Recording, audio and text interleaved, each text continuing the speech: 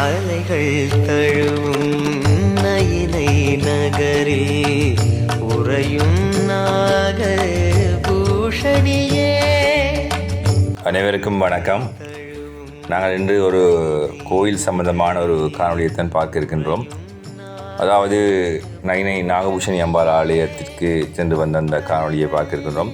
வழமை போல இந்த முறையும் நயினை நாகபூஷணி அம்பாளுடைய வருடாந்த உற்சவம் வெகு சிறப்பாக விமரிசையாக நடைபெற்றது. அதாவது 2025ஆம் ஆண்டுக்கான வருடாந்த உற்சவம் நடைபெற்றது.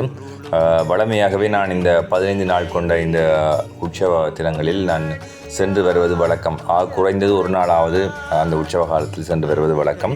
அந்த வகையில் இந்த முறையும் அம்பாளின் அனுக்கிரகத்தோடு 11ஆம் திருவிழாவுக்கு போகக்கூடிய சந்தர்ப்பம் கிடைத்தது. அது பற்றிய காணொலியை தான் இன்று பார்க்க இருக்கின்றீர்கள். நாகபூஷணி அம்மனை பற்றி குறிப்பிடுவதென்றால் வட மாகாணத்தில் உள்ள புனித திருத்தலங்களிலே மிகவும் பக்தி வாய்ந்ததும் சக்தி வாய்ந்ததுமான ஒரு திருத்தலம் என்று குறிப்பிடலாம். இதைவிட கடல் கடந்து சென்று கும்பிட்டு வரக்கூடிய ஒரு திருத்தலம். அநேகமான பக்தர்கள் கடல் கடந்து சென்று கும்பிட்டு வர வேணும் என்பதற்காக வெளிநாடுகளுக்கு, அதாவது இலங்கையை விட்டு வெளிநாடுகளுக்கு சென்று தரிசனங்களை மேற்கொண்டு வருவது வழக்கம். ஆனால் நம் நாட்டிலேயே கடல் கடந்து சென்று கும்பிட்டு வரக்கூடிய ஒரு கோயில் நயினை நாகபூஷணி அம்மன் ஆலயம் என்பது விசேட அம்சமாகும்.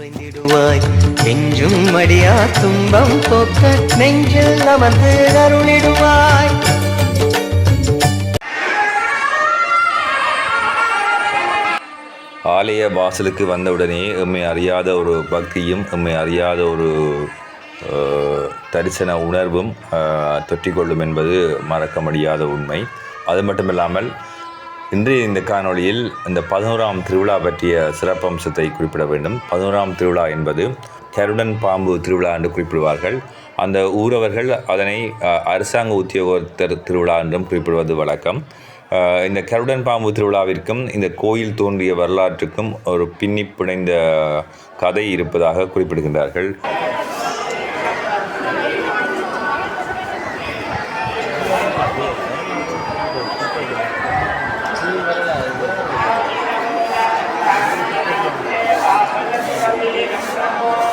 இந்த கருடன் பாம்பு திருவிழா என்பது உண்மையில் ஒரு கருடனுக்கும் பாம்புக்கும் இடையில் ஏற்பட்ட சண்டை தொடர்பாக ஏற்பட்ட ஒரு கதை தான்.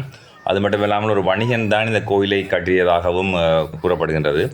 சண்டையில் கருடனின் பிடியிலிருந்து தப்பித்துக் கொள்வதற்காக பாம்பு ஒரு கல்லில் சுற்றி கொண்டதாக கூறுகின்றார்கள். இன்று வரையும் அந்த கல்லை காட்டுகின்றார்கள். அதாவது கடற்கரையிலே ஒரு கண்ணு கட்டிய தூரத்தில் அந்த கல் தென்படுகின்றது. அதுவும் திருவிழா காலங்களில் தான் அந்த கல் கூடுதலாக தென்படுவதாக குறிப்பிடுகின்றார்கள்.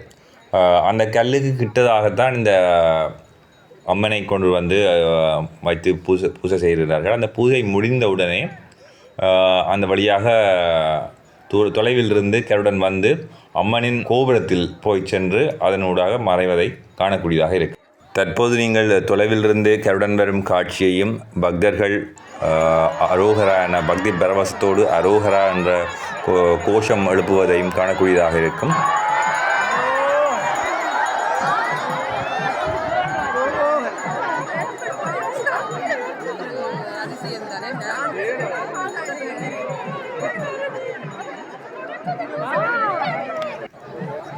உண்மையில் இந்த காணொலியில் பார்த்தீர்கள் என்றால் தெரியும். அதாவது அங்கே வந்த பக்தர்களில் ஒருவர் உண்மையில் இது ஒரு அதிசயம்தான் என்று குறிப்பிடுகின்றார். உண்மையிலேயே அங்கு இருக்கின்ற அனைவருக்கும் ஒரு உணர்ச்சி வசப்படுத்தக்கூடிய ஒரு காட்சி தான் இந்த காட்சி. மீண்டும் இவ்வாறான ஒரு நல்ல காணொலியில் உங்கள் அனைவரையும் சந்திக்கின்றோம். தொடர்ந்து இந்த முயற்சிக்கு ஆதரவு தாருங்கள். தொடர்ந்து சப்ஸ்கிரைப் பண்ணுங்கள். நன்றி.